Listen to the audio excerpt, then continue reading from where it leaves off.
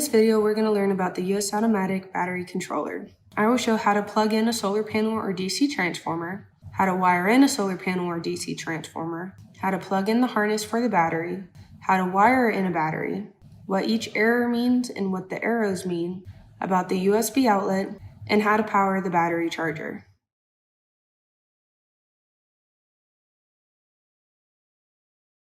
To plug in a solar panel or DC transformer, attach the barrel connector extended plug to the end of your solar panel or DC transformer cable.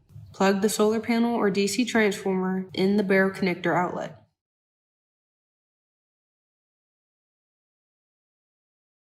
To wire in a solar panel or DC transformer, place the red or positive wire into the positive port, then use a small flathead screwdriver to tighten the screw. Place the black or negative wire into the negative port, then use a small flathead screwdriver to tighten the screw.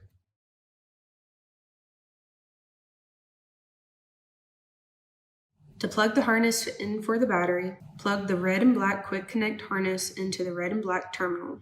To wire in a battery, place the red or positive wire into the positive port, then use a small flathead screwdriver to tighten the screw. Place the black or negative wire into the negative port, then use a small flathead screwdriver to tighten the screw.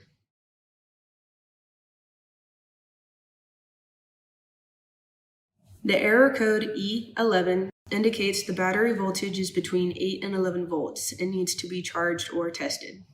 The error code E13 indicates that there is a short in the output load for the USB.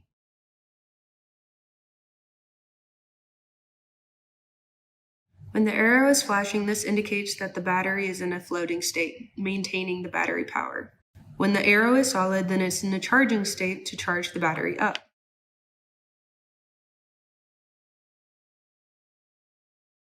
The power outlet has a 1.5 amp current so that you can charge your phone, plug in lights, or anything that has a USB port.